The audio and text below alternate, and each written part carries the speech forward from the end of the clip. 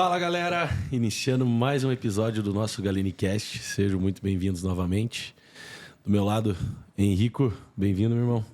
Fala, galera. Tudo bem? Tô bem animado pro tema hoje. Fiquem ligados. Guilherme também, junto com a gente mais uma vez. Boa tarde, pessoal. Hoje um assunto um tanto quanto muito interessante, de muito aprendizado aí, que acho que a galera vai curtir. Polêmico, hein? Polêmico. Então hoje está com nós um dos maiores árbitros do Brasil, um cara referência. Ele vai explicar um pouco sobre categorias do fisiculturismo, vamos falar um pouco do cenário atual do fisiculturismo também. André Perim, Pajé, obrigado por aceitar o convite. Olá, meus bem-vindo. amigos. Muito boa tarde, bom dia, boa noite para quem estiver assistindo. Agradeço muito o convite de vocês, estou muito feliz. Olhava o Gorgo postando da Galênica. Sim. Nem imaginava que tinha sede aqui em Curitiba, que a matriz é aqui, né? Exatamente. Fiquei muito feliz pelo convite. Então, estamos aí para colocar um pouco de clareza nesse esporte tão controverso, que alguns chamam de concurso, não chamam de esporte. Esse é um tema legal para a gente debater também. Show de bola, então. Obrigado por aceitar mais uma vez. E aproveitando o início do nosso podcast, né? Você que não conhece o nosso site, galenicafarma.com.br, entra lá, conheça a nossa linha de produtos. Temos a linha Pro voltado para atleta, que a gente vai falar hoje. Temos produtos para pessoas que querem mais saúde, enfim. Vale muito a pena você conferir. E espero que no final do podcast a gente crie teu código já, né, André? Vamos pensar numa parceria com nós para dar desconto para a galera que está te ouvindo aí também. Com certeza.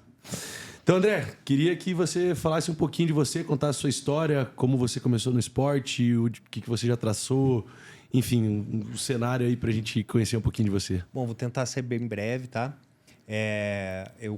Atualmente eu sou árbitro internacional de fisiculturismo, sou coordenador de uma pós-graduação da Uniguaçu, que é uma pós-graduação em treinamento de bodybuilding, que se chama Bodybuilding Coach, e trabalho na Integral Médica da Arcnis na parte de planejamento de competições dos atletas. E também faço consultoria, dou algumas aulas de pose para alguns atletas, assim. Vamos lá.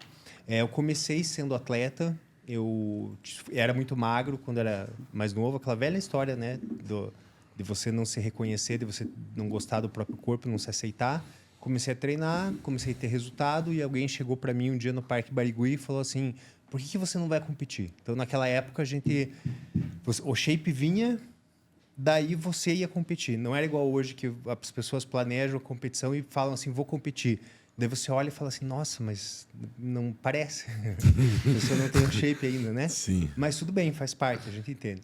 Então, aí eu fui campeão estreantes, fui campeão paranaense, e isso lá atrás, cara, faz 10 anos mais ou menos. E aí, quando eu estava me preparando para um brasileiro, porque naquela época ainda tinha aquela estrutura de que você começa estreando, aí você vai para um estadual. Aí você tinha que ficar até em três colocações, até em terceiro lugar para você ir para um brasileiro. Daí, você ficando até terceiro no brasileiro, já foi até segundo no brasileiro, você ia para um continental, que seria como se fosse uma Libertadores da América, uma Conmebol, que é o sul-americano, que foi onde o Rafa Brandão ganhou o Procard dele. Tá. Aí você, ganhando ou ficando em segundo nesse campeonato, você podia ir para um Mundial da IFBB, que era como se fosse uma Copa do Mundo, assim. Então, acontece, eu ganhei o Paranaense uma vez, só que eu tinha uma percepção que eu pensava assim, cara, eu quase nem ganhei esse Paranaense, o que eu vou fazer no brasileiro? Porque isso é uma coisa que poucos atletas dimensionam o tamanho que é o Brasil. Cara, Sim. são 20 estados. Então, se pensa, o cara ganhou o overall aqui, digamos, campeão paulista de fisiculturismo. Overall. Nossa, o cara é campeão paulista. Ele ia para um brasileiro, lógico, ele tinha grandes chances por ser um campeão de uma cidade que condensa muitos habitantes, etc. Mas a hora que ele pisava no palco, era ele mais 19 pessoas dos outros estados. Então, se você for pensar que uma final tem 15 atletas e tinha 20, 21 estados que eram representados, 5 ou 6 atletas já eram eliminados na tampa, na hora. Sobrava 15, que é o que a gente chama de semifinal. Aí faz uma rodada, vai para a final, que é 6, certo? Que essa estrutura mantém até hoje. Enfim, no primeiro brasileiro eu tive uma correta noção assim que eu vou fazer lá, vou passear, vou treinar mais um ano para ir para outro brasileiro. Aí eu ganhei o Paranaense novamente. Quando eu estava treinando para competir, eu lesionei o peito, tive um rompimento de peito, que é uma coisa que acontece com os atletas, e é falta de planejamento, assim, porque você quer misturar junto. Foi numa competição de powerlifting, assim, né? Porque você está treinando para o bodybuilding, daí chega alguém e fala, vamos competir lá para força, você vai. Daí eu arrebentei aqui, eu estava com 180 e pouquinhos. Então isso, deu uma desviada no curso natural das coisas. Aí eu queria ficar próximo a isso, eu gostava muito disso, comecei a ser árbitro da NABA. e também ser preparador de atletas, assim, sabe? Na época eu tinha loja de suplementos, trabalhava com loja de suplementos, bem antigamente, vocês são novos, não vou lembrar, mas tinha uma rede de suplementos que chamava VitaFit, que tinha no shopping Curitiba, no shopping Barigui, que era uma colmeia de abelha, assim, o símbolo. Eu trabalhei lá, tive loja de suplementos, que era Pagé Suplementos e tal, mas enfim, isso é outro papo. E aí eu pensei, cara, eu quero ficar próximo a tudo isso. Me tornei árbitro da NABA. Depois eu fui uma das pessoas que ajudou a trazer a IFBB para Curitiba. Né? Eu entrei em contato com então, o presidente Maurício e aí o professor Regis, que até hoje ele também é um dos diretores da Uniguaçu, então a gente se conheceu de lá. E aí a gente trouxe a IFBB para o Paraná. Antes de eu me tornar árbitro, fui delegado de federação, que é o cara que viaja junto, que ajuda os atletas, né, na delegação. E aí eu me tornei árbitro estadual, depois árbitro nacional e fiz curso para árbitro internacional, passei também. E fiquei 10 anos como árbitro internacional. Desses 10 anos, uns 8, 7 eu fui diretor nacional de arbitragem. Então, eu era responsável por formar os árbitros que estavam chegando agora. Árbitro nacional tem algum curso para fazer, para se formar? Tem, cara. Naquela época, assim, hoje eu não sei como que a FBB tá, porque com a briga das duas federações, a FBB acabou ficando, tipo, menor um pouco. Né? Então, é a mesma coisa que você pensar no UFC. Por mais que tenham vários eventos de lutas legais, Bellator, lá, mas quando você pensa em luta, vai vir o quê? O UFC. Sim. Os patrocinadores e tal. Então, essa é a Pro League. Então, antes você tinha duas federações, a amadora e a profissional. E elas coexistiam bem, que vinham lá do tempo dos dois irmãos Wader, que um cuidava de uma, que era a Pro, que ficou nos Estados Unidos, que digamos que quando o Schwarzenegger foi da Áustria para Califórnia, então começou lá, né? E aí tinha um outro irmão menos conhecido dos irmãos Wader que ficou disseminando o fisiculturismo ao redor do mundo. Tipo, eles que lá em 1946, eles que pensaram nesse formato assim, como que vai ser? Então vai ser 7 poses, o cara que ganhar vai aqui no meio, o segundo lugar vai aqui do lado, né? Então eles formataram algo, foram bem visionários, porque lá em 1940 você pensa que todo mundo era magro, tipo, né? Eu considero eles foi a primeira linha de suplemento que teve o Wader Nutrition, que tinha até em supermercado. Aqueles equipamentos para residenciais de academia, aqueles dumbbell, aquelas barras. Quem que nunca viu aquelas anilhas escrito Wader, não é? Né? Então, eu considero eles como o Bill Gates pro PC e o do smartphone do Steve Jobs. Isso, foram muito precursores. Mas, enfim, voltando, aí, então, na verdade, hoje não tem muito mais curso assim e os árbitros são selecionados meio que pelo seu currículo na Pro League. Né? Então, não existe muita rotatividade assim, de árbitro. Então, eles eram árbitros já de alguma federação, ou eles eram atletas, ou eles foram capacitados aos poucos ali arbitrando do lado do árbitro central. Né? Porque, na verdade, o sistema de arbitragem é um pouco diferente. A gente vai entrar em outra questão. Porque na IFBB é um colegiado e uma média entre todos os árbitros. Então, um não sabe o que o outro está votando. E não tem esse esquema de você pôr o melhor no meio. Não. Eles rodam um padrão. Se troca os atletas só para facilitar a visualização dos flancos. Mas não tem esse negócio de pôr o melhor no meio. Então, nem o árbitro, nem ninguém sabe quem que o árbitro está votando. Então, por um lado, isso tem gente que fala, é mais justo, né? Porque não está na mão de uma pessoa só. Mas 2 árbitros não muito bons no meio de 3 estragam o campeonato. Então, a Pro League, tipo, ela tem esse que o árbitro central, ele é o maestro da competição. Ele fala assim, para mim o melhor é esse cara aqui que está aqui no meio. O outro árbitro pode votar diferente. E às vezes, de fato, até votam. Então, a gente tem decisões que não são unânimes. Sim. Por exemplo, a decisão do Ramon, da última competição, não foi unânime, né? Naquela pontuação que existe. Tá? Mas, na maioria das vezes, nos campeonatos menores, os árbitros acabam repetindo a decisão do árbitro central porque ele é o cara que mais entende. Né? Então... daí eu digo assim, se você não confia, por que você vem competir, né? Então, não adianta. E querendo ou não, isso facilitou a padronização. Então, desde que a Pro League está aqui, né? Então, o mesmo Tamer Elgin, Joe, o mesmo Terry, que arbitra aqui um Muscle Contest nacional, é quem vai te arbitrar num campeonato americano e também pode arbitrar no americano, né? E vai arbitrar você no Olímpia. Então, eles podem dar um feedback um pouco mais assertivo, né? Enfim, até 2018 eu fui árbitro da FBB. Daí eu saí da FBB um pouco antes deles brigarem. Isso foi a melhor coisa que eu fiz. Eu tive um pressentimento ruim assim e saí. E logo depois eles brigaram. Daí eu comecei meus contatos com o Robin Shen, que era um executivo da Pro League, mesmo antes dos irmãos virem para o Brasil. E eles conseguiram para mim um teste no primeiro Muscle Contest que teve. que foi aquele que o Diogo Montenegro ganhou do Felipe Franco. Sim. E que o James Bond ganhou do Fabrício Moreira, por exemplo, né? Então, eu estava arbitrando aquele, eu arbitrei ao lado da Sandy Williams, que é aquela loira, aquela árbitra mais velha loira que puxa as poses do Olímpia. Já arbitrei também do lado do Steve. Enfim, não foram muitas arbitragens, mas eu sempre estou por ali me atualizando, sabe? Eu tenho um projeto com o Tamer também, de guidelines for beginners, tipo, de coisas assim, de dar curso de poses, umas contas. A gente não conseguiu fazer acontecer ainda, mas eu sempre procuro ter uma boa relação ali com eles ainda. Então aí, né, fui atleta, tive a lesão, fui árbitro. Antes de ser árbitro, eu era treinador também. Eu fui o primeiro treinador do Pacho Locke. Né? Foi muito legal, assim, porque ele chegou lá na minha loja, eu pus ele para competir. Então, ele é muito amigo meu, sou padrinho de casamento dele também. Então, é isso. A minha história é essa e tô aqui. Não quero ficar falando muito de mim. Pô, mas show de bola. Muito legal. Que currículo, né? Vamos falar um pouquinho das categorias, explicar um pouco pro pessoal, né? Porque o pessoal que assiste a gente, tem muita gente que gosta de bodybuilding, tem muita gente que não entende, mas tem curiosidade. E a gente queria entender um pouquinho o que diferencia, o que vocês avaliam, como que funciona. Então, vamos começar pelas categorias masculina, a Men's Physique, né? Tá. Teve algumas mudanças recentemente, né? Teve, cara. Teve. Vamos lá. Eu vou falar primeiro alguma coisa que é genérica, assim, serve para todas as categorias. Assim, primeiro, tipo, o árbitro, a gente não chama de que o árbitro olha o atleta ou enxerga o atleta no palco. O árbitro acessa o atleta. E o atleta, por sua vez, tem que saber ser acessado, tá? Então, parece bobagem, mas arbitrar não é você esperar que alguma coisa surja ali na tua frente que te chame a atenção. Então, a ideia é que é um olhar técnico direcionado. Então, o árbitro, ele busca a melhor silhueta.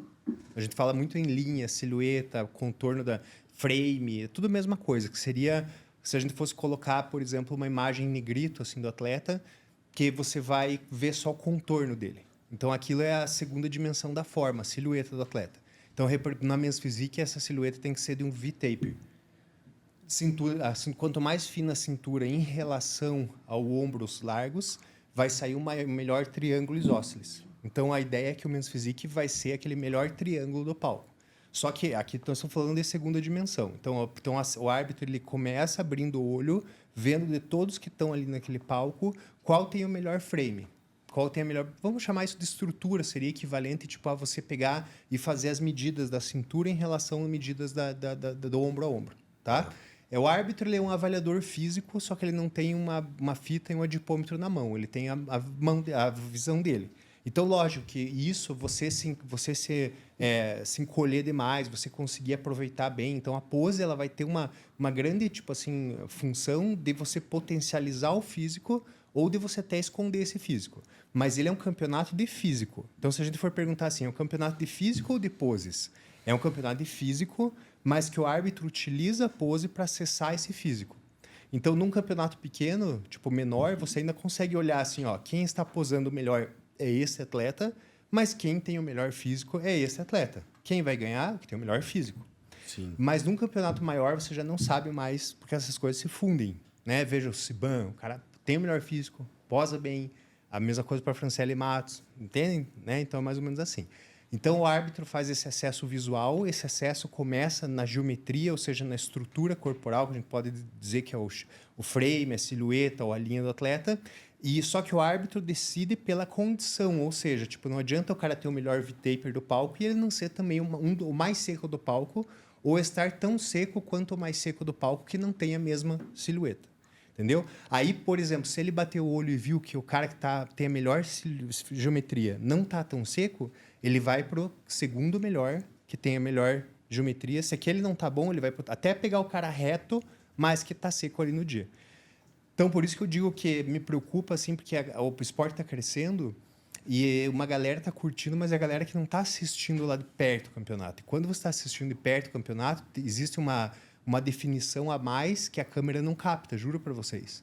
Então, e isso pode estar fazendo diferença na hora da... Porque todos ali, cara, tem gomo no abdômen, todos aparece o sartório, vai fibrar a lombar. Então, às vezes, tem até a ver mais a questão de separação muscular do que finura da pele. Porque tudo a gente chama de definição. Só que definição é você ter a tua pele fina, né? Você afina a tua pele através do cardio, da dieta, e você tem que ter o que empurra essa pele. por baixo, que é o nível de separação e profundidade muscular que o atleta tem.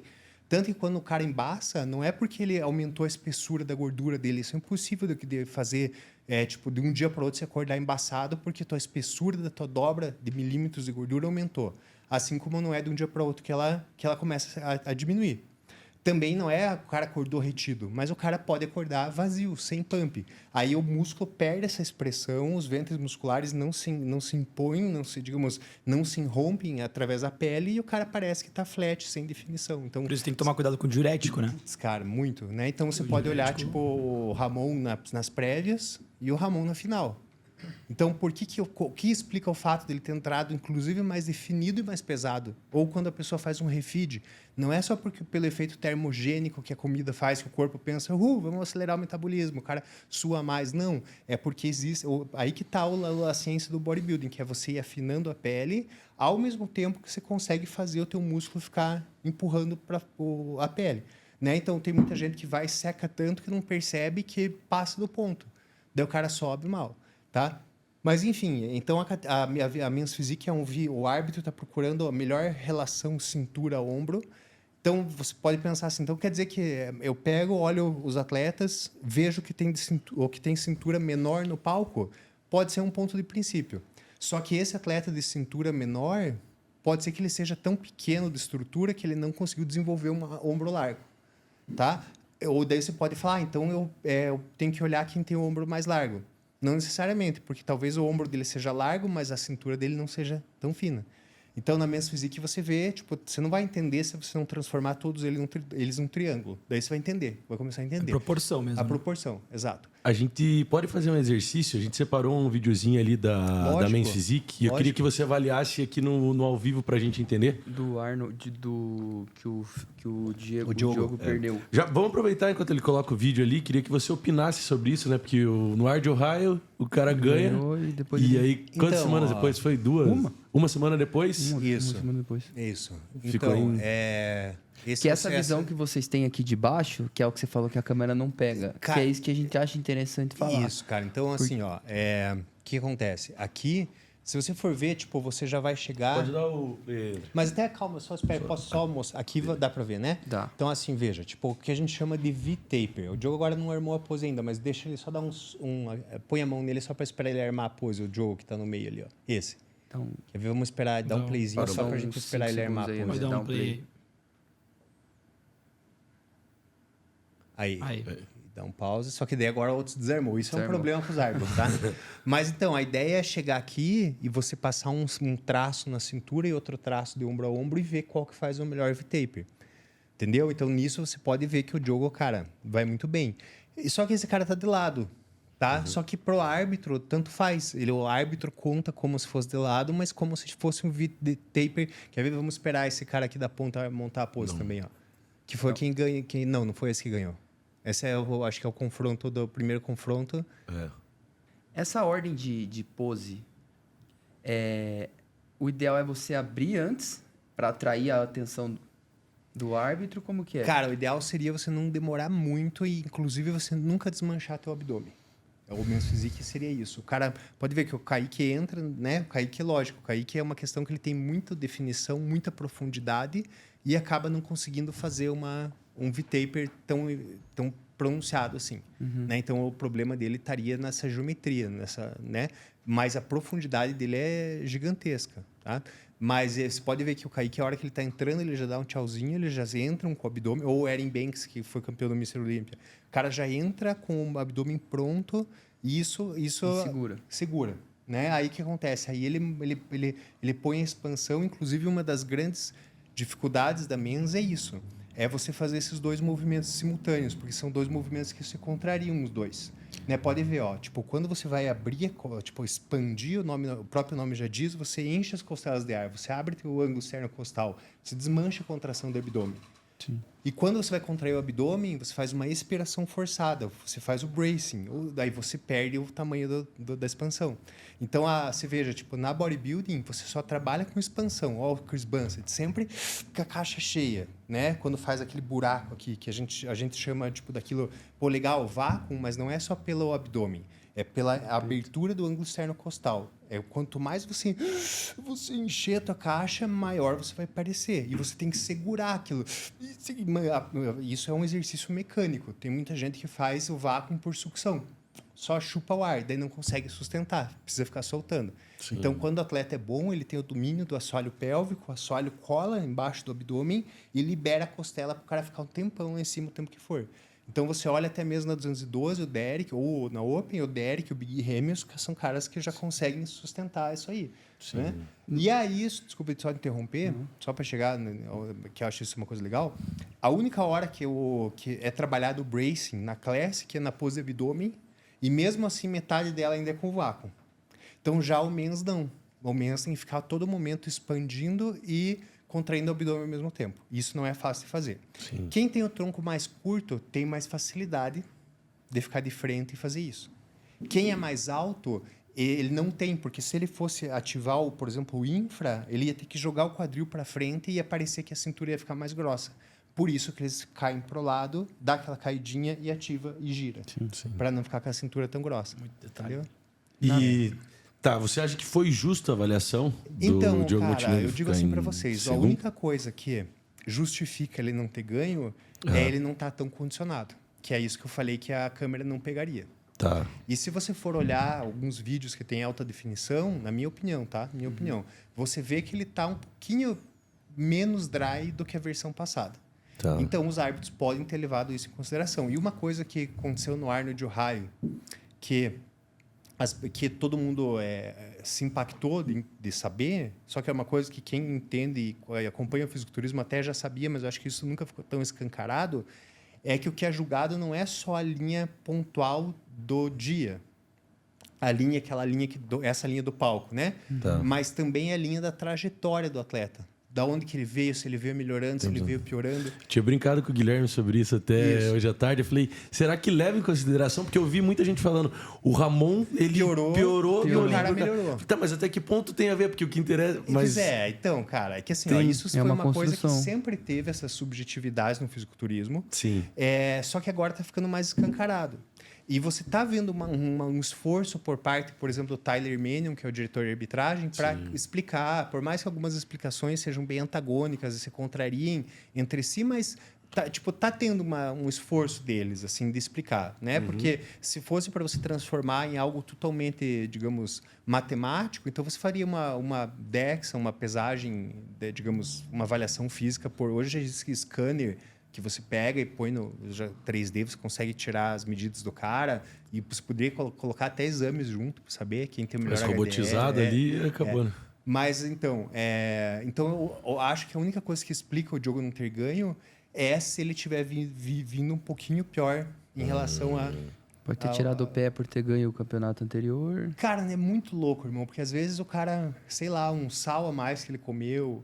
É muito pouco tempo, né, cara? E ali é o... Mas é louco De uma porque, pra outra. tipo, Bem assim, fino mesmo. porque por mais que seja pouco tempo, mas são tantas variáveis e tão obscuras que podem se modificar que elas permitem que dois atletas tenham uma grande flutuação num curto período de tempo.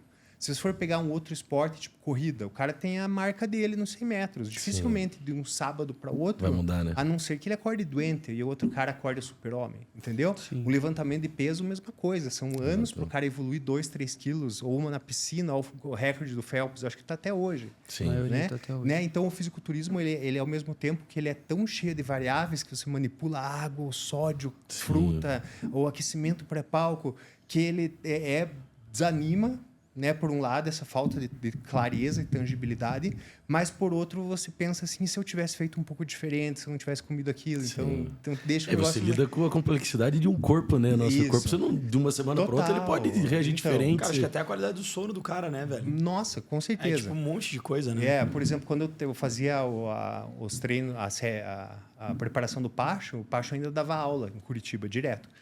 E ele ia deitar muito tarde. E ele fazia a última refeição dele, tipo, daí tinha que esperar tudo baixar um pouco, daí que ia dormir. E estava dormindo muito pouco, que ele acordava cedo. Então, teve uma preparação que a gente experimentou, tipo, tirar uma refeição para um cara de 100 e poucos quilos. E para ele poder deitar mais cedo. E foi muito impactante o que ele melhorou, aumentou, tipo assim, de massa magra, mesmo com uma caloria menor, mas pelo fato de estar dormindo mais. Então a gente acha que dormir mais é uma coisa meio subjetiva, mas ela é bem tangível. Isso é muito. Você acha que a Men's, ela é uma categoria que é mais difícil você ocultar o ponto fraco com as poses? Tipo, sei lá, pegar um exemplo que eu vi que o coach Rubens estava falando sobre o Arnold. Ele era um cara que tinha uma cintura um pouco mais larga e ele pousava Um pouquinho mais rotacionado. para parecer que ele era menor. E a Men's já é mais difícil, né? Exato. Tipo, tem muita gente que fala assim, ó, eles ficam de lado para enganar a cintura. Só que se fosse assim, a hora que ficou de costas, já era. Então, não. Exato. Tá? Nada a ver. Tá? Porque a hora que tá de costas, tem a ver o triângulo de novo. E daí você vai ver que, geralmente, esses caras que rodam muito são os que também de costas têm um triângulo. Só que eles precisariam ficar muito pequenos na frente para... O único... Ó, vou falar bem a verdade para vocês. Um dos únicos atletas que eu conheço que é mais alto, que tem o tronco mais comprido e consegue puxar uma pose de frente, assim, sem precisar rotacionar e sem... Tipo, ficar curto é o Felipe Franco ou, por exemplo, Pedro Lima também. Mas são raros os atletas. Sim. Então, em resumo, o objetivo da Men's Physique é o V. O melhor ali. V. Tá. Isso. E daí acontece. Aí, vamos lá. No tempo da IFBB, existia um critério, que era um critério, assim, quando eu ia dar um curso de arbitragem, eu chegava e falava assim, galera, o que é o Men's Physique? Antes de falar o que é o Men's Physique, primeiro eu vou dizer o que não é o Men's Physique. O Men's Physique não é o bodybuilding pelo meio do caminho. Ele entendeu? E ele tem que ser aquele cara que... Porque vejam bem, o que mudou para depois, tá? Antigamente, além do V, o cara tinha que ser raso. Ele não podia ser muito embolotado, ou seja, ele não podia ter... Tinha tanto volume, né? Cara, ele era exatamente um shape de um Men's Health, tipo, de uma Men's Health, de uma capa de revista. Era aquele shape que você bota o olho e fala assim, cara, ele é um model fitness. Ele não é um bodybuilding. E igual você vê as propagandas na TV, na National Geographic, que é a propaganda da propaganda da Ralph Lauren, da Hugo Boss, com aqueles modelos, assim. Então, mais ou menos assim. E se o cara fosse, tipo, tivesse, por exemplo, um peitoral muito embolotado, tipo, tava fora da Men's Physique. Tanto que era critério na época falar peitoral militar ou de nadador. Por que que falam isso? Porque uma peitoral militar é aquele peitoral que ele é definido embaixo, mas ele não tem aquela barriga em cima, que o peitoral superior não é tão desenvolvido. Mas por que militar? Porque o que o soldado faz? Muito paralela e flexão. Mas ele não leva um banco de supino inclinado junto no tanque de guerra, né? Então, acho que deve ser por isso. Daí, o que acontece? Então, quando você tem um filtro, esse filtro, fica fácil de você identificar. Esse é bodybuilding, esse é Men's Physique, esse é bodybuilding, esse não dá para ser. Entendeu? Quando as federações brigaram, então muita coisa aconteceu porque você tinha uma influência forte europeia da outra IFBB no Men's Physique. E o europeu gosta do Men's menor, mas mais trincado. Só que gosta das mulheres mais trincadas. Por isso que a biquíni da Europa é gigante, se for ver. Porque as meninas são todas ginastas, só que esse já é outro papo. Então, quando as duas federações brigaram, tipo, a Men's soltou. E os árbitros começaram a, tipo, beleza, é o melhor ver ainda. Então, a galera falava assim, nossa, mas os caras estão muito grandes. Mas ainda é o cara que tá com a cintura presa. Isso só não acontece aqui no Brasil, porque quando os caras vão crescendo, eles vão soltando a cintura vai crescendo também. Entende? Daí, só que começou a contrastar, porque esses mesmos caras começaram a ganhar na Classic. Porque o que é o V-taper que a gente chama? É um X de bermuda. Né? Porque nas outras categorias você pede um X. O que é o X? O X é quando o dorsal do cara, você olha para baixo e o ventre muscular da perna, do vasto lateral, tem que estar paralelo, tipo, tem que estar descendo junto com esse dorsal. Na Bodybuilding Open 212, tipo, o cara tem que ter a perna, o ventre muscular da perna, igualzinho, digamos, a ideia, né? Que você, da linha que desce do dorsal. A Classic aceita um cara, como era o Arnold, como era o Frank Zane, com membros inferiores menos desenvolvidos em relação ao membro superior. Só que é o que mais ou menos o que ganhou lá o Wesley, ele é assim. Só que como a Classic ela foi modificando e foi virando também o X, o pessoal se acostumou com isso.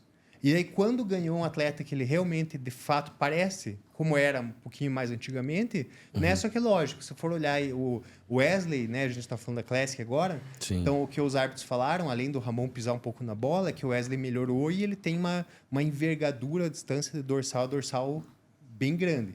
Só que até então, mas e o frame? E a cintura sendo mais larga? Então, a partir de agora, tipo, não tem problema isso. O que importa é que o cara estava bem definido E ele tem digamos, o dorsal bem largo. Você achou justa também a decisão do Ramon ter perdido?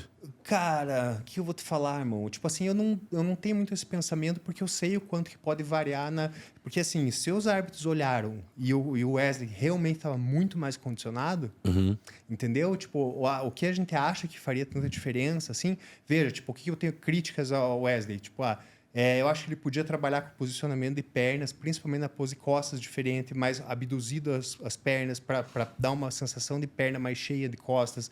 Acho que ele podia trabalhar mais o glúteo ali nas costas, foi uma parte que ele deixou a desejar, entendeu? Mas para os árbitros aquilo não foi tão sensível. E deve assim. ter essa questão do Ramon ter... Tem, cara, tem. Tipo, aí, porque eu também não tô dizendo que eu concordo, mas ela é real. É como se eles quisessem dar um recado, bichão. Você não está tão bom quanto estava antes. Sim. Se ligue, entendeu? E isso também é uma coisa que começou a mudar. Porque antigamente o cara que ganhou o Mr. Olímpia, só se ele pisasse muito na bola para ele perder. Legal. E ainda eles davam uma chancinha. Então o Arnold teve tipo essa chance, não acho que em 80, 82. O Rony o Phil Coleman, Heath o Phil teve Heath, uma, né? e todo mundo Todos teve uma tiveram chance uma dessa. dinastia, né? O Isso, cara criava uma dinastia, né? Criava uma dinastia, porque a questão é o que alguém vai trazer de diferente para bater no campeão. Exato. Hoje a questão é o que o campeão vai trazer de melhor para... Até por isso que acho que o Rádio perdeu, né? Por isso que o Rádio perdeu. O Que também foi controverso, né? Sim. o Jay Cutler tentou trazer uma mudança aí de 12 refeições dia para tentar pegar e não pegou, né? Na época do Coleman. Interessante. Tá, então o Classic objetivo é o X, basicamente. Objetivo não, tipo, o objetivo o X, ele é mais da Open e da 212. Tá. A Classic aceita um frame diferente, mas se tiver um X, eles optam pelo X. Tá. E a 212? A 212 ela é um bodybuilder com estatura menor. Tá? Então Mas o 212 não é o cara que não conseguiu ser Open e não consegue subir na Classic. Cara, irmão. Ele compete na Open também, né? Também, mas se é ele mais quiser. difícil. Por exemplo, acho que, se não me engano, agora no Arnold não vai ter a 212. E o Fabrício Moreira, que é a 212, vai na Open. Sim. Também já o Sean Clarida também já foi na Open e ganhou um campeonato. Se não me engano, era um Tampa Pro, uma coisa mais ou menos assim. A 212 você acha que é menos prestigiada? Eu acho que ela ficou um pouco assim... Né? Porque até então a galera tinha se desapaixonado da Open. Sim. Né? Sim. Porque pensava assim, cara, olha, porque a Open que acontece, como o próprio nome já diz, é a categoria aberta. Então nós temos 4 critérios: volume, definição, simetria e proporção, tá? Já posso falar, mas volume todo mundo sabe o que é. Sim. Então, uma vez que estejam todos os atletas meio que empatados, o cara que é mais volumoso, ele tem que obrigatoriamente ganhar. Ainda que o que a gente chama de linha não é tão bonita.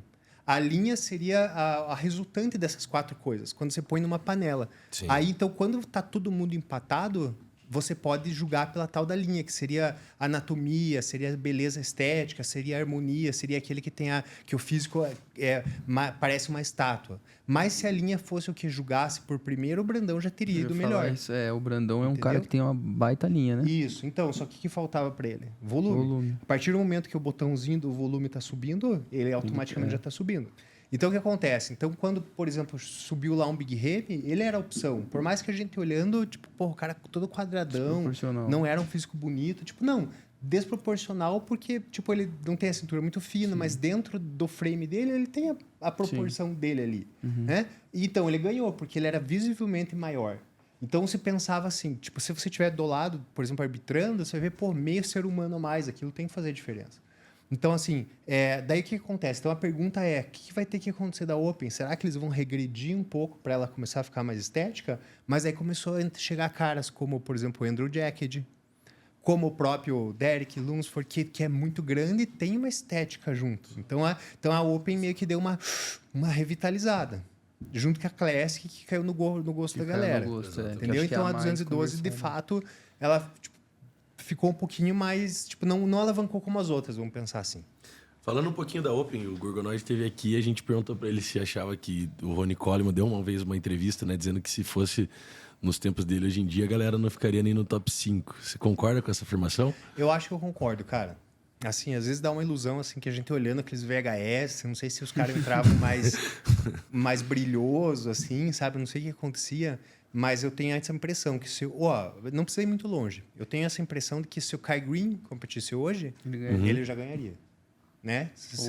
O Phil Heath então, também. nem se fala. O Rich também. Né? Sim. Então é louco isso, se for pensar que a gente teve toda uma evolução de informação, toda uma De evolução substâncias, né? De produtos. Mas será que isso não tem a ver exatamente pela evolução da informação? A Eu gente acho. teve uma preocupação maior perante a saúde também? Você não acha que isso pode ter acontecido? Cara, na Open acho que não. Eu acho que essa questão da informação está mais relacionada com o cara não ficar muito tempo no mesmo, fazendo a mesma coisa. Por exemplo, semana passada eu tive a oportunidade de dar um curso, semana retrasada, em Camboriú, com o Dorian Yates, que a Academia Overall promoveu. E ele falou que ele mantinha um registro de treino. Cara, ele foi campeão no Mr. Olímpia de 92 a 97. E ele manteve um registro de tudo que ele fazia. Então, assim... Então, antes você chegava na academia, você ficava 3, 4 meses na mesma série. Hoje você já entra num fórum, você já vê. Então, eu acho que isso, de certa forma, sei lá, vai queimando etapas. Não sei. Antes tinha isso, até mesmo com a parte hormonal. O cara falava, não, primeiro era muito normal você falar assim, eu vou chegar a 40, 42 de braço primeiro, depois que eu vou usar alguma coisa. Sim. Hoje, tipo, o cara já está... O recurso começa antes. Começa antes. É. Tanto que você vai ver, assim, caras que tiveram uma grande expressão... São caras que seguraram bastante. Tipo o Nescau. Tipo Nescau. Cara, e faz sentido, porque se o cara tem que atingir um resultado mais natural, ele tem que se dedicar mais, né? Tipo, por mais tempo. Então, acho que o cara já constrói algo um pouco mais sólido pra daí na hora que entra, o cara já tá com até uma rotina já muito definida, né, cara? Eu acho. Tipo assim, ó, pô, o cara agora vai ter um facilitador, mas ele passou por muito tempo sem esse facilitador, né? Essa substância que vai intensificar o resultado. Aí o cara criou uma constância muito intensa. O que faz o esteroide? Ele vai trabalhar com a retenção de nitrogênio, deixar ela positiva. Que é a mesma coisa que uma ingesta positiva de proteína faz. Então, daqui a pouco o cara pensa, se eu estou trabalhando com tanta ingesta, tipo, trabalho com uma forma exógena de manter esse circuito funcionando dessa forma, para que eu vou me preocupar em selecionar a fonte proteica, tudo? Cara, junk food direto.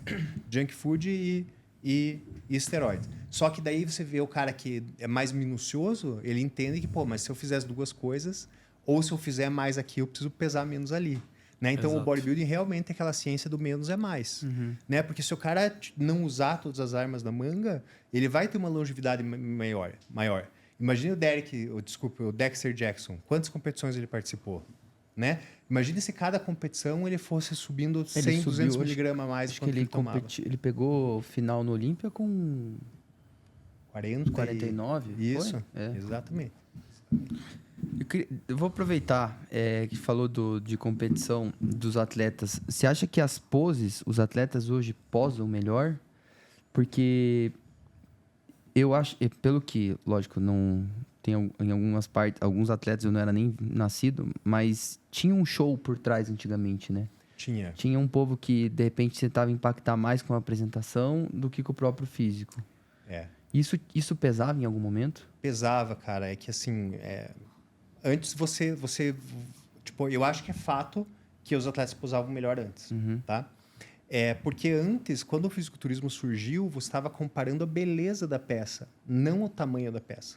Então você colocava, por exemplo, assim, as aqui são iguais, mas você colocava essa peça e você ia ver qual era mais bonita. Não interessa qual volume desce. Por isso que o Luferrino, teve vezes que ele já ganhou do Schwarzenegger e era normal você ver. Às vezes isso ainda acontece, raramente. Tipo na 212, o Shaw Clarida ganhou de caras muito maiores. Né? Então você vê. Ou quando o pintor ganhou do off-poly, por exemplo. Então você viu ali a linha se manifestando. Um cara bem menor, mas que a impressão visual do frame faria... Então acontece, principalmente com a chegada dos árabes...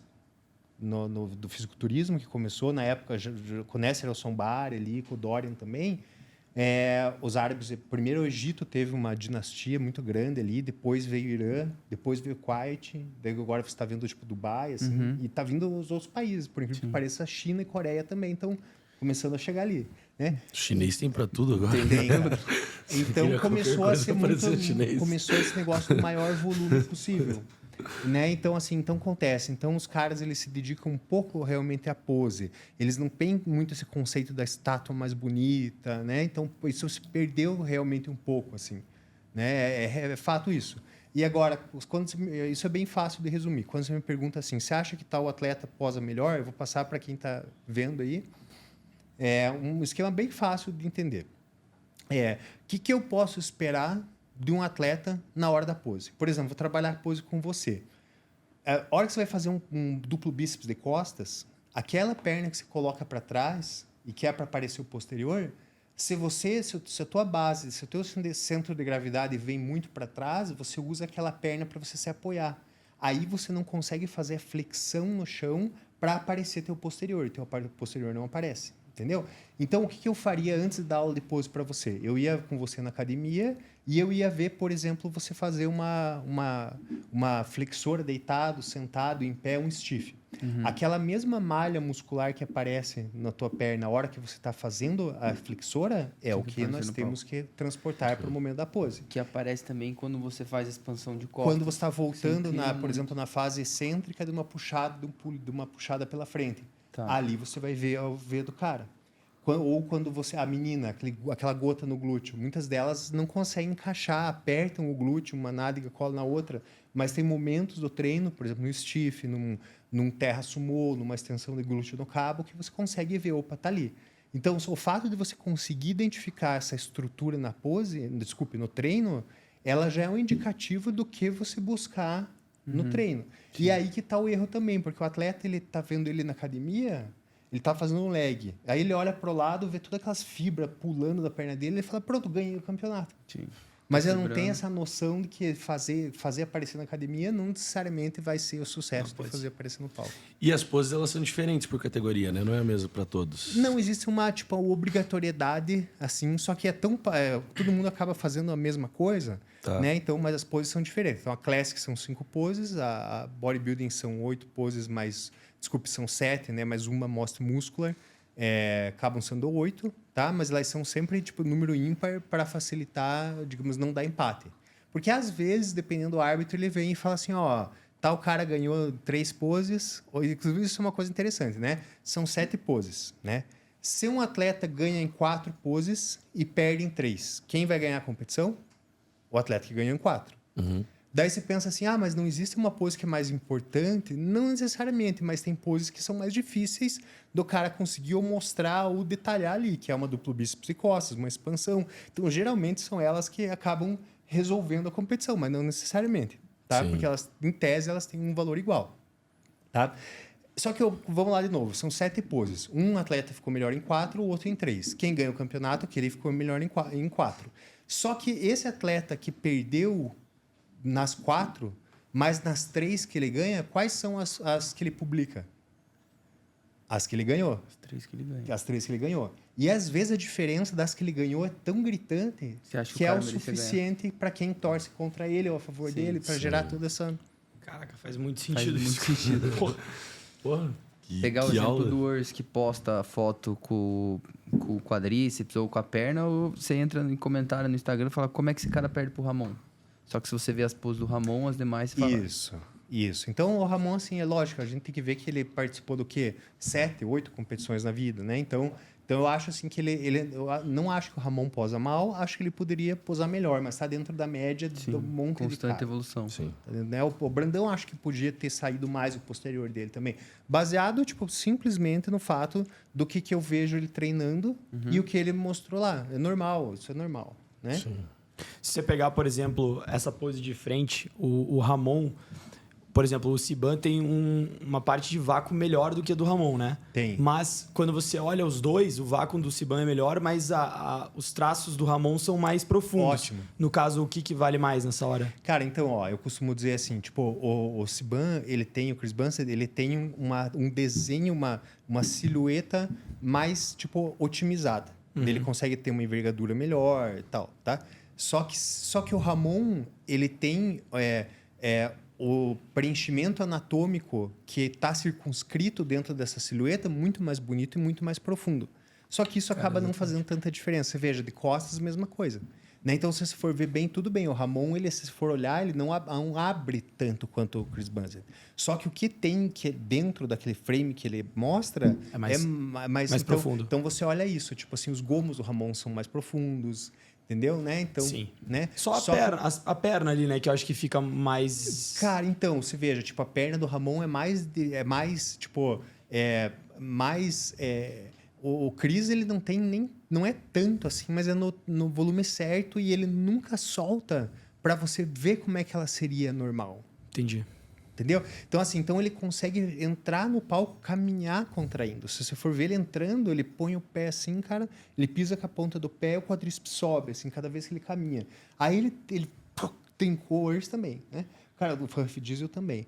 Ele trincou a perna ali, cara, fez a pose, tipo, ele vai trocar de pose, a base não solta. Sim. Entendeu? Então, o Ramon, você só vê que, tipo assim, porque não adianta, a melhor contração é aquela primeira, como se tivesse uma chance de fazer. Se você já, cara, soltou, descaracterizou, sumiu, e pode ser a perna mais trincada que for. Se você soltar, ela vai ficar lisa. Pode ser o glúteo mais trincado que for, se você soltar, ele vai ficar E ele liso. fica tenso o tempo todo. Tem, cara. Ficar mantendo a mesma contração. Já que a gente tá falando disso, o que você espera do Ramon esse ano na Olímpia? Não, eu acho que... Cara, Acho que chega. não acho que o Chris perca ainda esse ano, mas eu acho que o Ramon retoma a segunda colocação dele. Você acha que vai ser uma dose de energia que ele passou aí? Eu acho que foi uma catarse, foi construtivo para ele, Sim. que ele passou, né? Foi um sacode, assim, né? Que os árbitros quiseram dar. Porque, veja, a Franciele Matos, ela se colocou no mesmo risco. Ela era campeã da Olímpia, tinha classificação já, não precisava, mas ela se sentiu impelida, porque alguma coisa hoje, por mais que você tenha você não precise participar de outro campeonato, existe uma pressão, que até o Ramon falou disso no Monstercast, o Jason fez um vídeo sobre isso. Existe uma pressão para que você apareça mais lá fora, para que você compita mais. Então, mesmo a Isa Pessini, tendo tipo, já a classificação vitalícia, na verdade não é mais vitalícia, agora é por 5 anos, se você já for Mr. Olímpia. Tá? Mas ela foi Mr. Olímpia já em 2020, se não me falha, e ela sentiu a necessidade do ano passado de passar por mais campeonatos. O primeiro que ela passou, estava muito definida, falaram, ela tirou o pé, no outro ela ganhou, já estava qualificada. Né? Então, assim, então a gente vê na biquíni que, por exemplo, a Angélica, que brasileira, que já foi 2 vezes campeã Mr. Olímpia, quando ela deixou para chegar só no dia do Olímpia, não ganhou. Então, as categorias fitness, que são Men's Physique, Wellness e Biquíni, elas têm uma rotatividade maior, parece. Parece que eles fazem questão de mostrar, ó, aqui todo mundo tem chance. Sim. Então, você vê o Erin Banks pisou um pouco na bola. Então, toda vez que o atleta tipo, ele se arrisca, por exemplo, o próprio Diogo saiu do Mr. Olímpia, uma semana depois foi para o Rio Grande do Sul, perdeu para um Kaique, não foi assim? Perdeu. Então, o capital social do atleta já, nessa hora, dá uma resbalada, que nem aconteceu com o Ramon.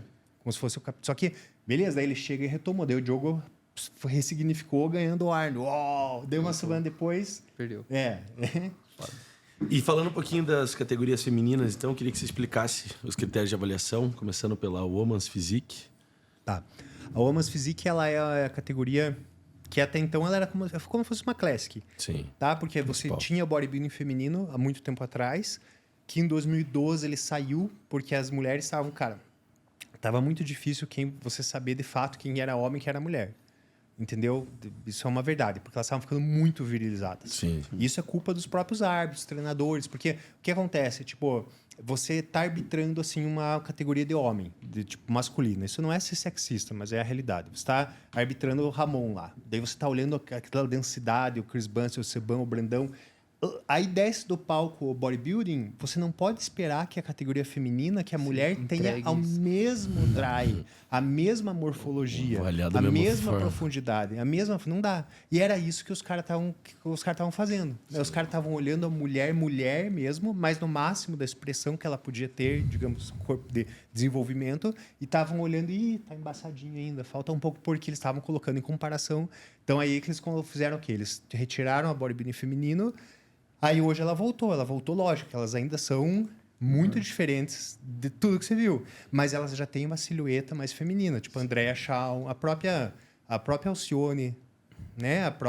Essas atletas assim, a própria Levina, que são bodybuilders, mas mulheres, mas que já são muito mais femininas do que você vê a Iris Kyle, que ganhou 10 Mr. Olympia lá. Cara, que bom, né? Deu tudo isso, porque existe uma proporção de distribuição de gordura, massa magra, crescimento ósseo por uma questão hormonal, né? Uma questão hormonal. Então, tipo, é óbvio que existe uma diferença gigante entre você preencher um shape feminino e um masculino, né? É óbvio que vai ter uma... Teoricamente aí, seria se isso, você vai analisar, né? Quem é maior ali, cara, eu acho que... Então, hoje, a Women's, ela é, tipo assim, ela vai ter o quê? Ela vai ter duplo bíceps, ela vai ter a pose de peitoral, mas ela é mais de lado, tipo, parece uma pose tipo assim. Não é uma pose que ela puxa aqui, entendeu? Então, é uma pose que ela deita assim e estende a perna para frente. Ela tem a duplo bíceps de costas e ela tem a pose tríceps, tá? Essa é o woman's. São 4. Tá. E a pose abdômen, tá? E a bodybuilding feminino tem expansão side chest igual às outras categorias. E daí a biquíni e a wellness são menores daí também, né? são a biquíni, ela é a categoria que tem que ser, digamos, é uma... Tanto que o nome dela era Miss Bikini no começo, né? Então, tipo, isso foi uma sacada da federação, tipo, de aglutinar aquelas meninas, né? Então, você não vê mais Miss rolando, né? Mas a Miss, hoje, ela leva em consideração... Vocês são muito novos. Mas, antigamente, você tinha. Hoje ainda tem algumas Miss, mas não tem o mesmo glamour que tinha antes, né? Só que quando você estava vendo, tipo, a Miss, para escolher a mais bonita, não tinha nenhum problema em falar isso, não estava nessa época, tipo, politicamente correta, você não levava em consideração o corpo. Então, elas estavam todas de maiozinho ali, você nem olhava se o glúteo era soft ou não, parecia que o olho não tinha essa... Não é uma malícia, mas não precisava acessar o corpo. Então, aí hoje, se você for ver, cadê essas meninas que iriam se sentir impelidas a ir para uma carreira de modelo? Elas estão indo na biquíni, por exemplo. Né? Então, a biquíni é uma categoria que ela pede que tenha uma linha da silhueta. Então, você acessando ela, você não pode ter um vasto lateral que saia para fora do contorno do quadril. Então, ela não pode ter aquele quadríceps arredondado como é o wellness. Na pose costas, vale aquela gota que seria a inserção do glúteo com o posterior, mas quando você está acessando a pose costas, não pode também o vasto ele ser grande e ele sair fora da linha que desce do cotovelo, ou o adutor se aproximar. Então, se você for olhar a biquíni, ela é bem reta as pernas. Então, ela é, digamos, seria uma menina que não cultua muito o desenvolvimento dos outros grupos, a não ser bastante ombro e glúteo. Né? Já o wellness, ela já seria, digamos assim, até os árbitros americanos, quando a gente foi apresentar, naquele tempo estava na federação, quando a gente foi apresentar o wellness, eles chamaram de biquíni sedã. Né? Para quem não sabe, sedã é tipo a mesma versão do carro que tem um porta-malas. Né? Então, a biquíni hoje ela é muito parecida com a wellness, só que pontualmente ela vai ter uns 6, 7 centímetros de coxa a mais e uns 6, 7 centímetros de quadril a mais. Mas ela é muito parecida. Tipo, o tamanho da cintura é o mesmo. Você acha que a wellness favorece muito o corpo brasileiro?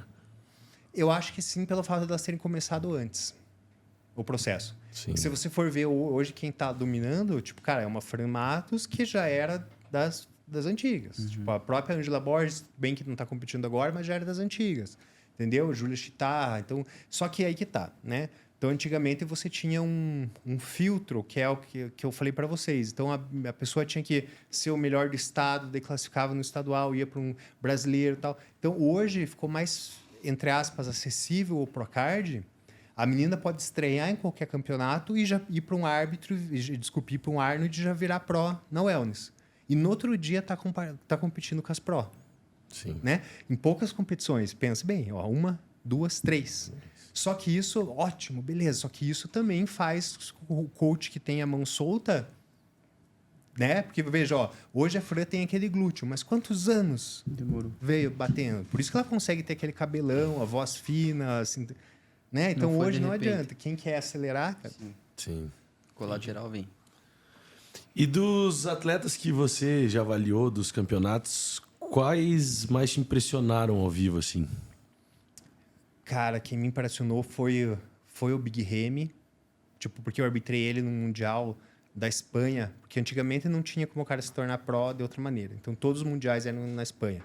Então, já arbitrei muitos atletas lá, mas o Big Ramy me impressionou muito, cara. É que acontece, assim, que geralmente quem te impressionava eram os atletas que estavam meio que em off, não em cima do palco, assim. Né? Porque, assim, vamos lembrar que o que eu arbitrei naquela época, que ainda não era a IFB Pro, ela não estava com essa toda, tipo, ela tinha... Antes a Pro, ela era o quê? O Arnold, ela era New York Pro e ela era Olímpia. Não tinha tantos shows. E aí você tinha os amadores, né? Aí o cara que vencia o amador se tornava um profissional. Hoje não. Hoje, então acontece. Então, eu pegava os caras quando eles estavam virando Pro. Então, daí depois eles pô, né, arbitrei o Brandão, arbitrei o Giga, já arbitrei todos, mas assim, desses, E quando elas se juntaram, que foi bem quando americanizou, assim, nunca mais teve, assim, cara, que me impressionou demais. Assim, quem me impressionou bastante foi um cara que era Peter Moner, o nome dele, que hoje ele é um cara que posa muito bem.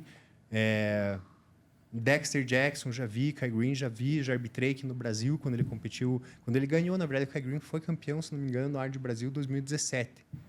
Foi o Kai Green. Big Ramy também já foi campeão. O Kuklo também já foi campeão aqui. Do Brasil também já arbitrei. Mas eu acho que foi o Kai Green, cara. O Big Ramy mesmo ainda. E se você pudesse fazer um ranking dos 5 maiores atletas da história masculino fisiculturismo? Cara, Coleman com certeza absoluta. Né? Com certeza absoluta. Aí eu colocaria talvez o Jay Cutler, Dorian Yates. Colocaria também. Assim, eu sei que a galera tem uma paixão muito grande pelo Kevin Levrone, né? Mas eu também vejo o Sean Hay como... Só que assim, eu tenho uma tendência que eu não consigo respeitar muito. Não é respeitar, mas eu admiro mais o atleta se ele não largou tudo. Né? Então, por exemplo, assim, eu vejo o Dorian Yates. Então, o Dorian Yates, tipo, como ele é hoje, tudo bem, ele não leva... Cara, lógico que o cara não tem como ele levar mesmo o físico de antes. Mas ele ainda treina. Porra, o cara mostrou as pernas pra gente que tava sinistro lá. Então pô, o cara tá com, sei lá, quase 70 anos. Então, isso conta pra mim bastante. Tipo, já o Sean Hay, que eu sempre curti o shape dele, mas ele largou tudo. Sim, tipo assim, aí eu penso assim, como que pode um cara que ter vivido isso não treinar? O Arnold treina ainda. Sim. Né? O Arnold ainda, mesmo com 74, se você for olhar, ele faz o bíceps, tá ali a pelotinha, sim. Não é? 74 é bastante. 74, imagina um vô teu com 74. Daí a galera fala assim, caiu tudo, mas também, né? Pô, 74 anos. Então, assim, não sei, cara. Tipo assim, é difícil essa pergunta, mas tem o Rick Gaspari, o Lila Brada, sabe? Tipo assim, colocaria o Arnold, tipo, é difícil porque a gente já olha eles idealizados, né? Então, muitas vezes eu penso assim, será que eu vejo o bíceps do Arnold sendo muito diferente ou realmente ele é? Porque eu vejo, tipo, um pico no bíceps dele, assim, que até hoje é difícil você achar em alguém, cara. O pico dele, na parte interna do braço, sobe quase 90 graus, assim. Tipo, até hoje, se for ver quem que é assim. Sim. O próprio... Ken... Nossa, a gente acabou de falar o nome dele. Ken Green? O Ken Green, que ele tinha uma peloteira, né? no braço dele. Hoje em dia é difícil ver. Difícil ver. Assim. Difícil ver. E um ranking feminino? Um ranking feminino, cara... Eu acho que tem que, por exemplo, teve a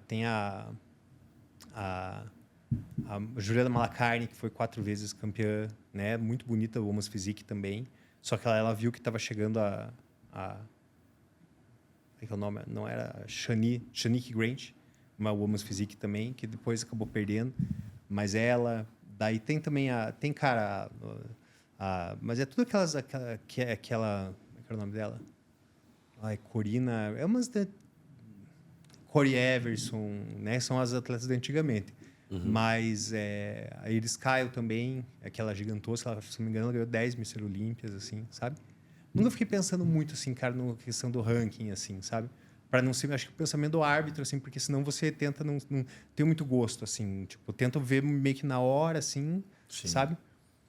Tem por exemplo, algum caso, assim, vocês acompanham os atletas hoje em dia, até hoje em dia é muito mais fácil por causa das redes sociais, do cara chegar no palco, você olhar e falar assim, puta, achei que vinha melhor, esperava mais.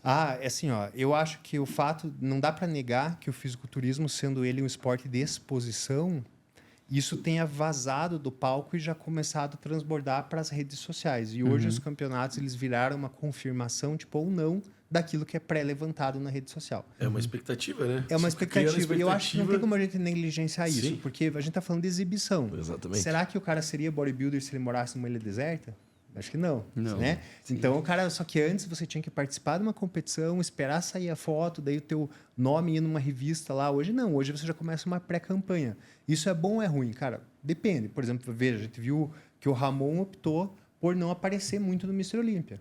Daí, veja, todo mundo criticou, alguns criticaram, ele deixou de alimentar todo um... Talvez não foi tão bom assim para a empresa, sei lá, comercialmente falando, mas ele deixou de alimentar um monte de canal que vivia de atualizações ali dos atletas e tal, e com isso os caras passaram a subjugar ele. Ó, acho que não vai dar nada. E ele chegou, pá, melhor. Então, Sim. opa, melhorou. Aí a gente já tem o caso do contrário. Por exemplo, assim, que na minha opinião, o Horse. Né? Tipo, adoro ele, mas é fato que na finalização dele, ele não veio tão seco igual a última vez. E ele foi muito feliz nas atualizações. Assim como tem atleta que não foi feliz nas atualizações.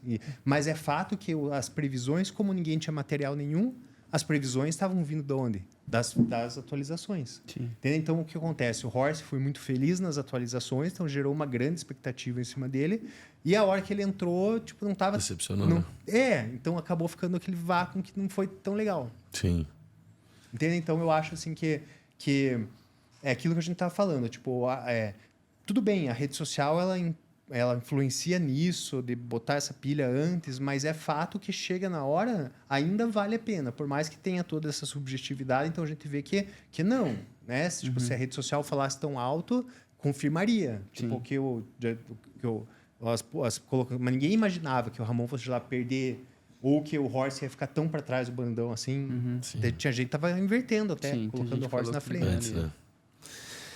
E eu já vi bastante gente dizer também que o Worse, por exemplo, é o cara que tá sempre ali junto com os árbitros, é o cara boa gente, é o cara amigo da galera.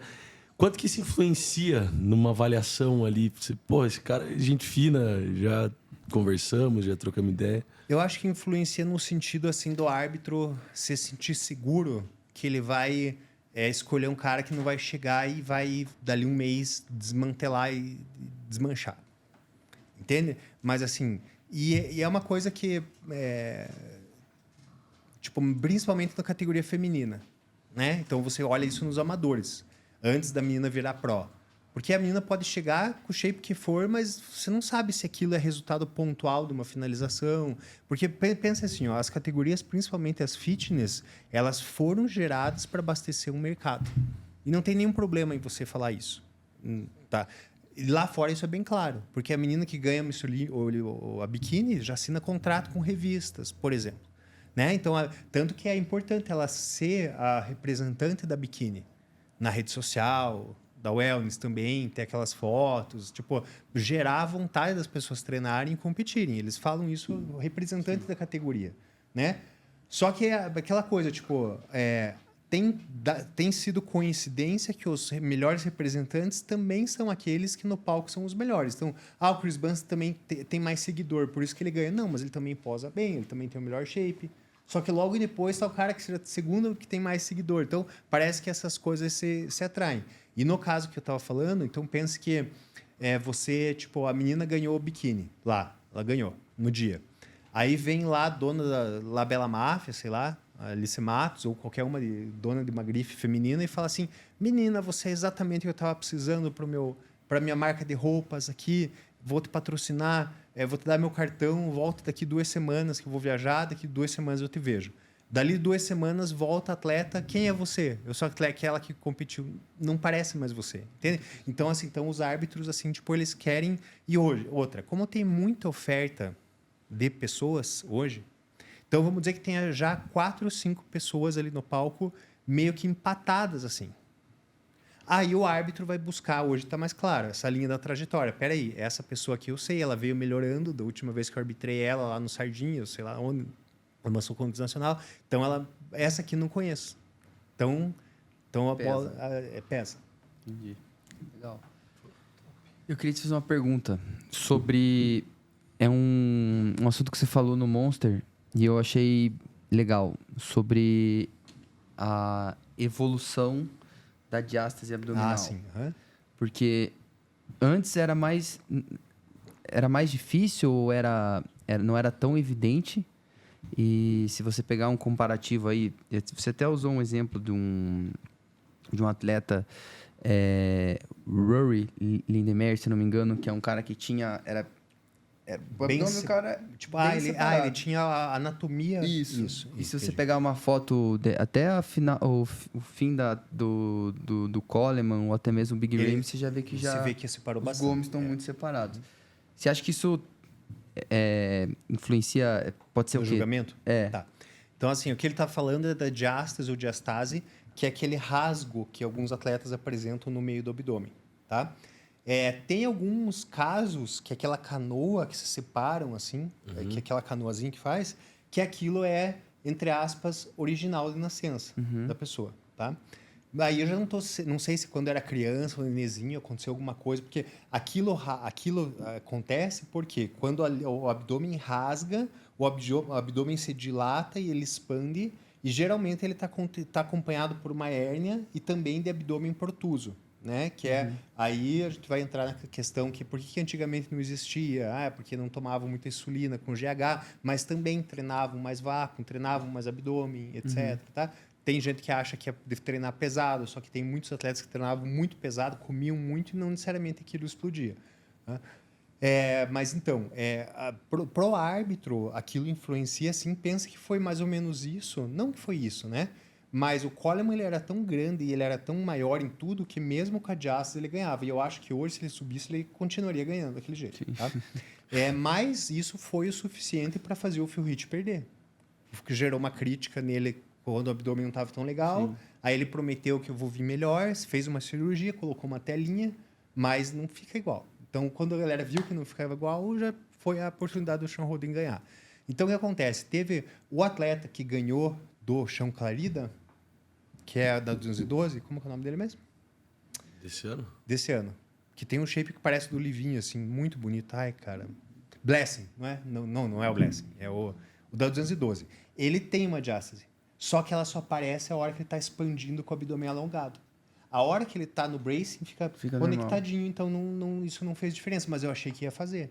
Até procure, se você quiser aí. Olha aí. Campeão da 212 desse ano.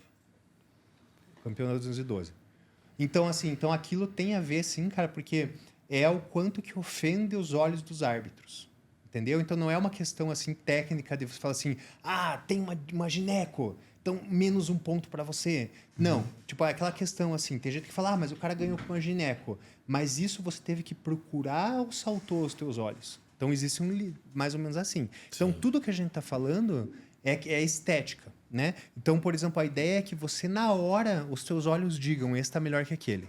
Aí, depois que você vai buscar equação, simetria, V-taper, explicações. Mas, na hora, a ideia é que venha no teu olho já. Sim. E se quando aquilo começa a ferir um pouco o olho, que foi quando começou a acontecer com o abdômen dilatado, etc.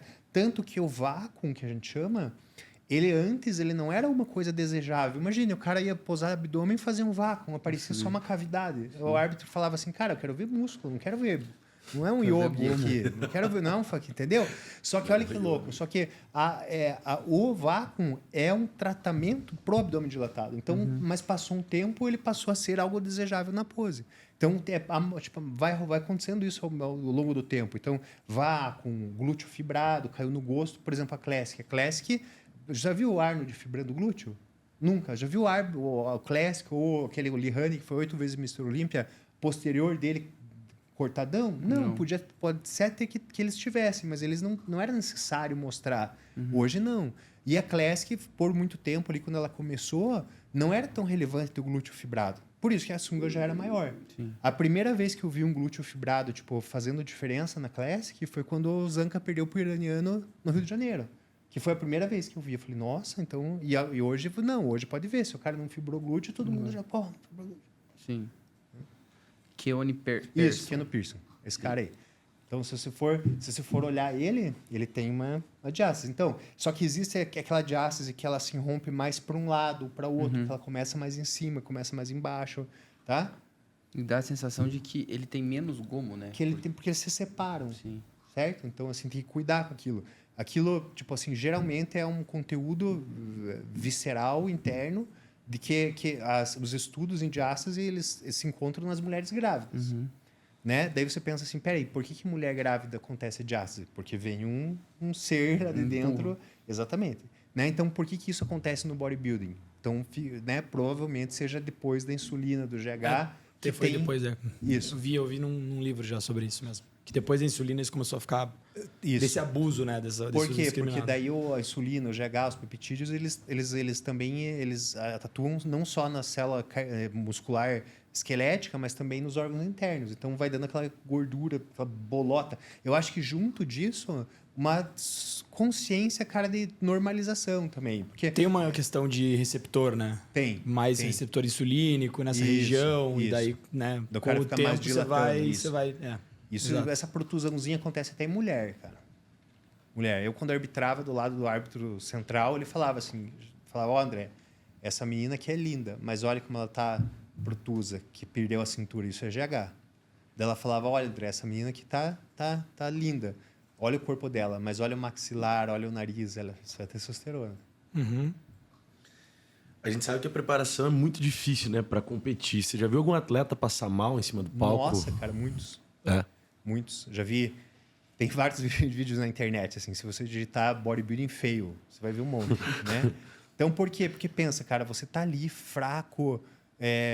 Aí você muitas vezes dá um choque de comida antes. Então, o sangue vai todo para a parte interna. Aí você vai querer fazer força. Cara, já vi muitas coisas. Ou, por exemplo, tomar vinho. Né? Existia uma lenda urbana antes que falava que você tinha que tomar um pouco de vinho, especificamente, antes de entrar no palco. Uns falavam que era por causa só sabiam isso, que era bom tomar vinho. Daí veio as hipóteses. Será que é por causa do álcool que vai desinibir o cara? Será que é por causa das isoflavonas, dos fitosteróis que vão deixar o cara mais vascularizado, etc. Mas então, eu já vi muito atleta, pensa, o cara 2, 3 semanas na dieta, sei lá, mais, né? Mas uma dieta bem restritiva, com o fármaco, né? Os fármacos, a tua flora intestinal vai para o espaço. Sim. Aí, cara, qualquer coisa que você coma ali, às vezes pode ser qualquer coisa mesmo, vai cair ali, vai ter a tendência de ou fermentar, ou o cara não vai conseguir fazer o vácuo. Mas nesses casos, assim, de passar mal, tem um choque de insulina, entendeu? Porque eu penso, o cara está usando diurético, né? Então vai chegar lá. Então é muito normal da fraqueza, tontura, cãibra, cara.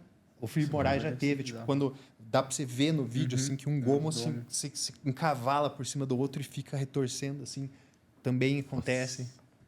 Cara, que... Doideira.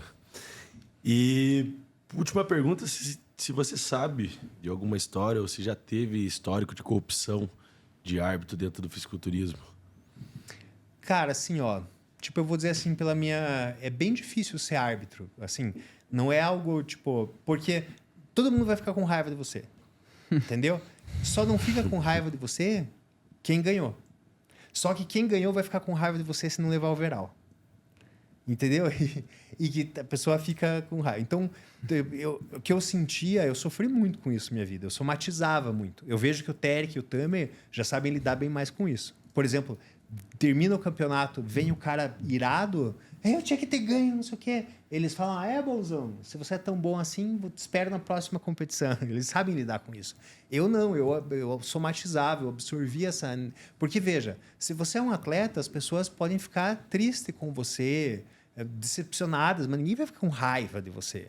Entendeu? Coach, mesma coisa. Agora, o árbitro, não. As pessoas ficam com raiva. Então, eu digo assim, tipo, o árbitro, inicialmente, ele tem a intenção de fazer um bom trabalho. Uhum. Assim, sabe? Porque ele já está numa posição que é meio difícil ali. Então, ele quer acertar.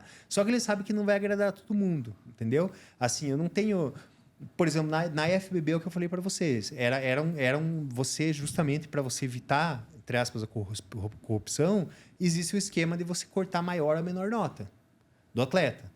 Entendeu? Sabe como é que funciona isso? Tipo, é assim. Então, você corta... Então, aquele atleta, por exemplo, vamos dizer, o árbitro, ele tem uma súmula que é ao lado do número do atleta, portanto, ele não tem o nome, porque você não está sabendo quem que está julgando. Pode ser o filho do Schwarzenegger lá, entendeu? Em tese seria isso.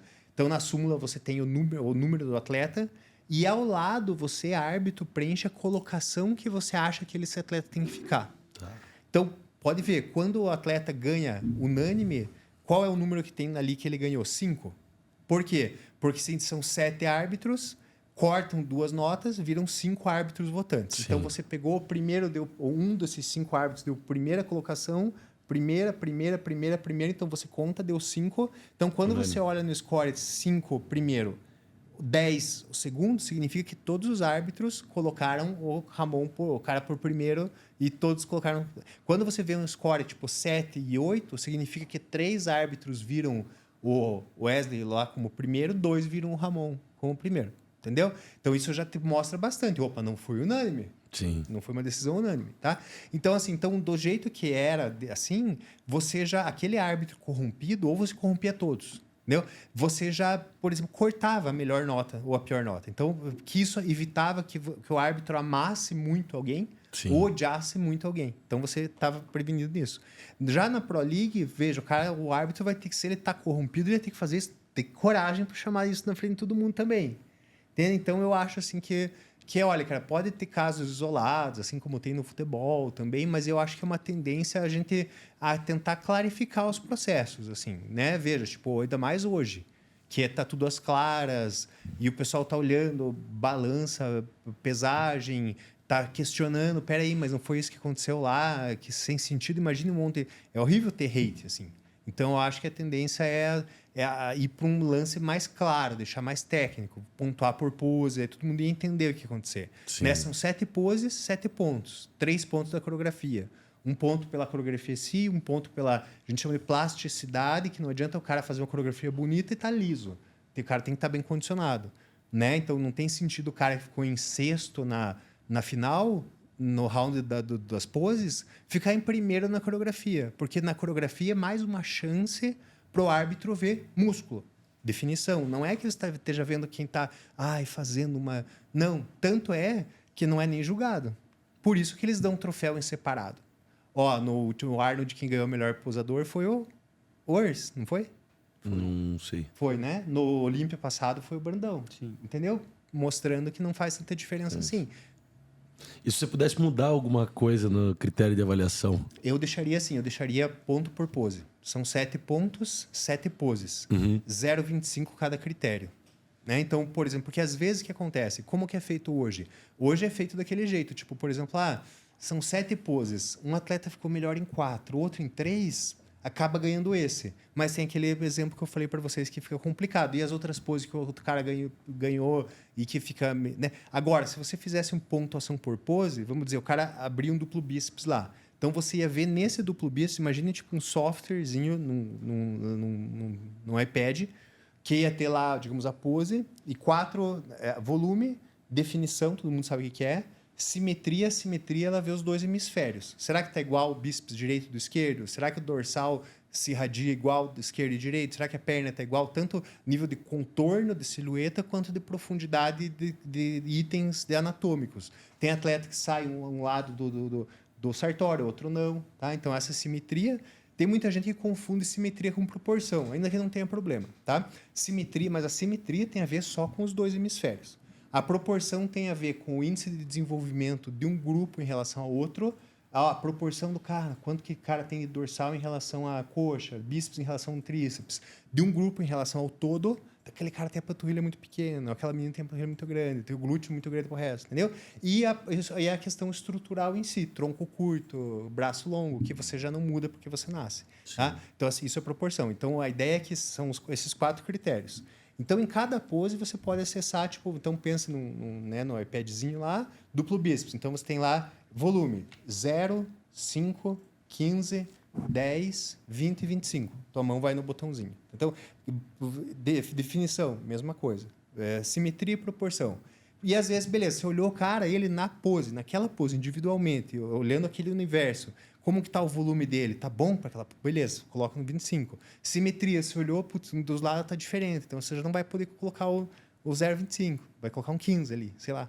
Entendeu? Definição, tá perfeito. Virou de costas, putz, já não dá para colocar. Então, isso ia gerar, tipo assim, um scout numérico que o cara ia ver e falar, não é possível que eu nunca pontuo bem em simetria, sabe por quê? Né? Daí o cara, tipo, por exemplo, você podia pegar um cara que perdeu 4 poses e ganhou 3, mas vai ganhar no final, porque essas 3 ele ganhou com mais volume. Falar assim, eu não ganhei o campeonato, mas olha quem tem melhor expansão. Isso ia gerar vários, digamos, rankings. Assim, fora que você consegue saber o que você precisa melhorar na visão do árbitro. Isso, exato. Porra. Porque o cara vai... eu ganhei duplo de frente, por exemplo, e expansão eu tô sempre... Lógico que campeonatos você ia estar, 0-10, tipo assim, por fazendo, exemplo. tipo, igual a versão mais nova do Windows, tá? Tipo, operando em cima do mesmo MS-DOS. É. Porque o quê? Porque a gente ainda ia estar falando de subjetividade em cima de subjetividade. Quem disse que você ia outro árbitro ia enxergar a mesma coisa que você? Tá? Porque acontece, você já percebeu que toda vez que entra um atleta, você pensa, nossa, esse tá bom, ele vai ganhar. Daí, quando entra outro, você fala, nossa, esse tá melhor. Vocês já perceberam isso? Sim. Né? Então, assim é só... Por quê? Porque, tipo, o que acontece? Quando você... Cara, quando você... Quem faz avaliação física aí sabe. Quando você atinge uma dobra abdominal de 6, 6,5, dependendo do teu grau de desenvolvimento, você já mostra todos os gomos do abdômen. Tá? Então, você olha um cara que está com uma dobra abdominal de 6, ele tira a camiseta, vem aqui, se apresenta pra gente, a gente fala, parabéns, tal. Quanto que vocês dão de definição para ele? Pô, 10, entendeu? Porque para tudo. Daqui a pouco vem um cara que está com uma dobra 2,5 ali do lado. Nossa. Como é que você vai fazer? Você vai dar 11 para ele? Ou vai chamar outro, volta aqui. Vou tirar. Então é complicado, entende? Sim. Então, assim, por isso que, tipo, não tem como mensurar. Então, por isso que tem muita gente, e eu respeito, tá? Que fica, tipo, tão de cara com isso, que ama tanto o esporte, tipo, entre eles o Gorgonoid, o Jason, tá? Que ama tanto o esporte que fica de cara de, pô, mas tinha que ser mais tangível, tipo, ver essa confusão toda e fala que não é um esporte, que é um concurso, tá? Eu entendo, respeito, tipo, essa visão deles, porque eles sentem falta dessa objetividade, tá? Porque, assim, veja, o fisiculturismo é um esporte de apreciação estética, que ele não tem uma variável direta de você ver com que tempo a pessoa fez, quanto que ela correu, quantas distância em metros que ela correu, quanto que ela pulou, quantos quilos ela levantou. Não existe isso. Essa variável direta, como os outros esportes têm. Mas também existem outros esportes de apreciação estética, que não necessariamente são mensuráveis assim, mas são também através de uma rotina, por exemplo, patinação no gelo, nado sincronizado, tá? Também tem. Só que mesmo esses que não são tão, digamos, de variável direta, eles já são mais dá para se entender. Se você ficar vendo Olimpíadas de Inverno, a primeira apresentação de ginástica artística que você vai ver no gelo, você não vai entender nada. Depois você já começou a ver, tem uns gráficozinhos que aparecem, então você entende que é obrigatório fazer 3 flips, se a menina não fizer um flip, ela perde meio ponto, e com o tempo você vai começar... Isso, você começa a entender. Então eu concordo que é urgente que o fisiculturismo, tipo, eu acho que a gente está caminhando para isso, dele se tornar alguma coisa mais palpável. Só que eu acho injusto porque o atleta é muito atleta. Porque ele faz as mesmas coisas dos outros atletas, ainda mais. Porque essa minúcia na dieta, cara, mano... Um triatlon não precisa necessariamente você controlar se é uma banana, se é um bolo de cenoura, entendeu? Não existe nada igual ao bodybuilding. Então, tipo, como é que você não vai dizer que o cara é um atleta? Então, eu acho que apesar de a gente ter, tipo assim, ressalvas em relação a você poder chamar de esporte ou concurso, eles são atletas com certeza absoluta. E o esporte nada mais é do que você manter o teu corpo, o teu desempenho em alto rendimento nesse período de sei lá, competição, etc. O fisiculturismo é o tempo todo. É o tempo todo. Você leva o corpo ao extremo o tempo todo. Lógico, daí uma preparação, você adapta, mas diminui, usa algum recurso ou outro para chegar pronto para uma competição, mas é o extremo o tempo todo. Então você vê assim, aí eu conheço atletas que, por exemplo, pararam de competir para conseguir crescer, tipo o caso do Brandão, tá? E tem atletas que pararam de competir, mas não necessariamente melhoraram. E tem atletas que vêm competindo e conseguem evoluir durante isso. É mais difícil, mas acontece. Talvez não na Open, seria injusto a gente falar isso, porque você depende de um tempo de ganhar uma massa metabólica para depois consolidar numa tensional, entendeu? Então é meio sacanagem, porque, digamos, você começou um processo de hipertrofia, a pior sacanagem que pode fazer com a pessoa é já querer mensurar a dobra, medir gordura. Lógico que aquilo ainda é um inchaço que vai se transformar num músculo de verdade, entendeu? O Brandão fez 1 ano de off, Um ano de off. Nossa. É um ano feliz, né? Comendo, feliz. Porra. Então, principalmente agora que eles querem botar essa pressão do cara competir mais, né? Então, você veja que na Open não tem muito isso. Né? E é uma coisa que vai mais na mens mesmo. Você tem que ser visto. Sim. O próprio Ramon falou isso, né? Sim. Depois. No Monster. É isso então, pessoal. Tivemos uma verdadeira aula. Pajé, obrigado mais uma vez por ter aceito o convite.